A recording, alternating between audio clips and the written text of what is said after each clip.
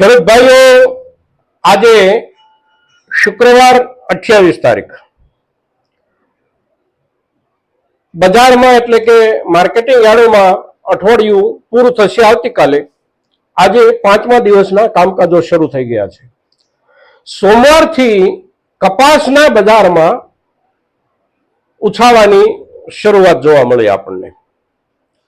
આગળના દિવસોમાં એવા કોઈ અંદાજો એકેય બાજુથી એટલે કે જે વાયદા બજાર છે એ તરફથી આપણે જોઈએ તો પણ વાસ્તવિક બજાર જે આપણું માર્કેટિંગ યાર્ડોનું છે એ તરફથી આપણે જોઈએ અને દેશની જરૂરિયાત, વિદેશની જરૂરિયાત, આંતરરાષ્ટ્રીય બજારની હાજર વાસ્તવિકતાઓ, આમાંથી એકેય દિશામાંથી એવા સંકેતો નહોતા કે ભાવમાં નોંધપાત્ર ઉછાળો નજીકના દિવસોમાં આવવાની શરૂઆત થઈ જાય.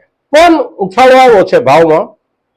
હવે આ જે ઉછાળો આવ્યો છે એના વાસ્તવિક કારણો શું છે અને કેવા છે એને આપણે આ વિડીયોમાં સમજવાનો પ્રયાસ કરીએ છીએ મિત્રો. તો આ વિડીયોમાં કપાસના ભાવ સંબંધી જે ઉછાળો આવ્યો છે એની ચર્ચા આપણે જ્યારે કરીએ છીએ ત્યારે આપ સૌ મિત્રો આ વિડીયોમાં બન્યા રહેજો. નમસ્કાર ખેડૂત મિત્રો, જય કિસાન, જય ભારત. ખેડૂત ભાઈઓ, આપણે જોયું કે કપાસના ભાવમાં આ અઠવાડિયાની શરૂઆતથી જે ઉછાળો આવ્યો એ ઉછાળો અણધાર્યો એટલા માટે છે કે ન્યુયોર્ક વાયદાના નામથી આપણે જેને ઓળખીએ છીએ એ વાયદો એટલે કે ઇન્ટરનેશનલ કોટન એક્સચેન્જ, આની અંદર ઘટાડો આવ્યો છે અને આપણી ભારતના રૂની ઘાસડીમાં વધારો આવ્યો છે.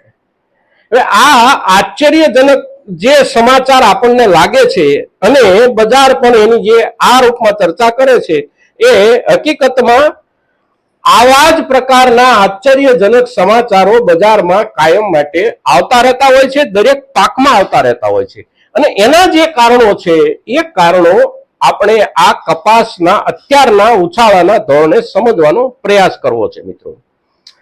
ન્યુયોર્ક વાયદો કે આપણા દેશનો વાયદો કે દુનિયાનો કોઈ પણ દેશનો વાયદો એ જુગારીઓનું બજાર છે.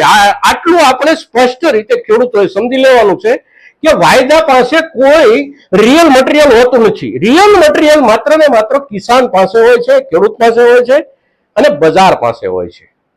વાયદાને પકડી રાખવાના પ્રયાસો સતત થતા રહ્યા. સાથોસાથ વાયદાના હિસાબથી ખેડૂતો પાસેથી જેટલો પડાવી શકાય એટલો માલ બજારે પડાવી લીધો વાયદાના નામે. આવતા મહિનાનો વાયદો આ પ્રમાણે ઘટ્યો છે, ત્યાર પછીના મહિનાનો વાયદો આ પ્રમાણે બંધ થયો છે, આ પ્રમાણે વધ્યો છે. આવા બધા નેગેટિવ સમાચારો ચલાવી અને આપણને સતત બીવડાવ્યા કર્યા અને આપણી પાસેથી માલ પડાવ્યો બજારે.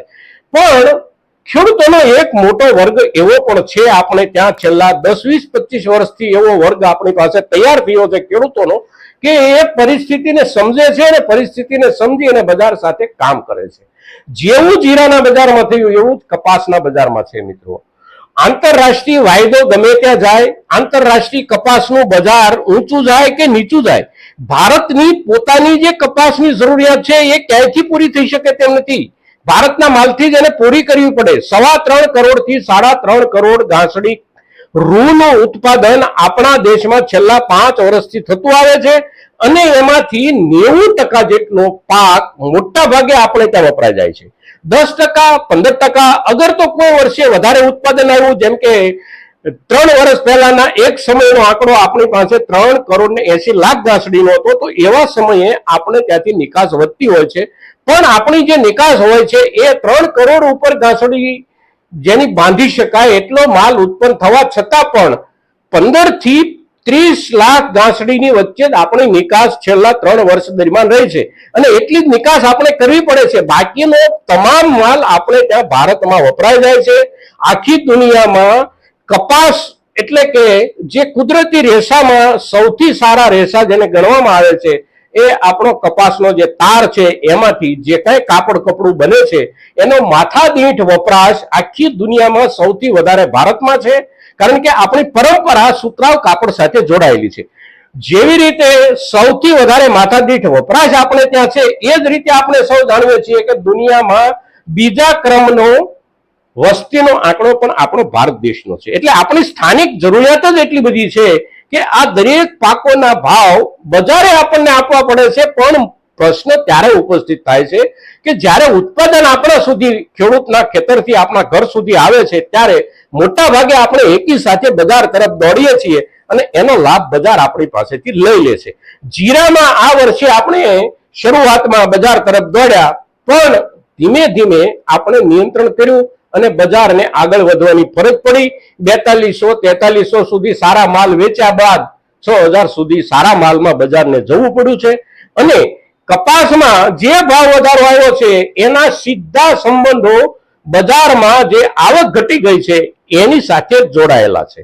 છેલ્લા 15 દિવસ દરમિયાન આખા દેશમાં કપાસનું જે જથ્થો માર્કેટિંગ યાર્ડો સુધી આવતો હતો એમાં ખૂબ મોટો ઘટાડો આવ્યો અને એ જે ઘટાડો આવ્યો એ ઘટાડાની અસર અત્યારના સમયમાં પણ જે મિલોને ચલાવવાની છે, જે સ્પિનિંગ હોય, જીનિંગ હોય, આ બધી મિલોએ પોતે ચાલવા માટે માલની જરૂર છે અને એ જરૂરિયાત પ્રમાણેનો માલ પણ બજારની અંદર આવતો બંધ થઈ ગયો. આપણા ઘણા બધા ખેડૂતો આજે પણ પોતાનો માલ સંગ્રહી અને બેઠા છે અને એના કારણે બજારમાં માલની આવક જે ઘટી ગઈ, વાસ્તવિક આવક ઘટી એટલે ઉછાળો માલમાં આવ્યો છે. વાસ્તવિક આવક જો હજી પણ ઘટેલી રહેશે તો હજી પણ ઉછાળો આવશે. વાયદાના જુગારીઓ ગમે ત્યાં રમે, ગમે તેવું રમે, એનાથી બજારને કોઈ ફરક પડતો નથી. બજારને ફરક માલથી પડે છે. જીનિંગ ફેક્ટરી જે ચલાવે છે એને તો કપાસ જ ખરીદવો પડે ને, વાયદાની ચિઠ્ઠી એને શું કામમાં આવે? એને કપાસ ખરીદવો પડશે. આપણે ત્યાં ગુજરાતમાં છેલ્લા ગયા અઠવાડિયામાં આખા ગુજરાતના તમામ માર્કેટિંગ યાર્ડોમાં મળી અને 20,000 મણ કે 22,000 મણ સુધીની આવકો થઈ અને એ રીતે આખું અઠવાડિયું જ્યારે ગયું ત્યારે દરેક જીનિંગોએ પોતાની જરૂરિયાત પ્રમાણે નવા માલ જે ખરીદવાના છે એ ખરીદવા પડે એવી સ્થિતિ ઊભી થઈ અને એના કારણે બજારમાં ઉછાળો આવ્યો છે. હવે જે ઉછાળો આવ્યો છે એ ઉછાળો ટકાવી રાખવાની જવાબદારી પણ હંમેશા ખેડૂતોની છે. આ આપણે સમજી લેવું પડશે. અત્યારે જે ભાવથી માલ વેચાઈ રહ્યા છે એ જ ભાવથી માલ આગામી દિવસોમાં પણ વેચાઈ શકે છે, એનાથી પણ ઊંચા જઈ શકે છે. કારણ કે અત્યારે નવો કપાસ ક્યાંયથી 4 મહિના સુધી આવવાની શક્યતા નથી. બજારની જે જરૂરિયાત છે એ જરૂરિયાત ઊભી છે. આપણી પાસે, ખેડૂતો પાસે જે માલ છે એમાંથી ખેડૂતો કેટલો માલ બજાર સુધી પહોંચાડે છે એના જ આધારે માર્કેટ બન્યું રહેશે. ન્યુયોર્કનો વાયદો ગમે તે બાજુ જાય, ચીનમાંથી ઉત્પાદન ગમે તેટલી આવવાની વાતો થાય, ઓસ્ટ્રેલિયામાંથી ઉત્પાદનની ગમે તેટલી વાતો થાય, બ્રાઝિલ કે અમેરિકા કોઈ પણ જગ્યાએથી જે કઈ વાતો થતી હોય તે આ બધા ગુબારાઓ હોય છે, જુગારીઓની રમત હોય છે.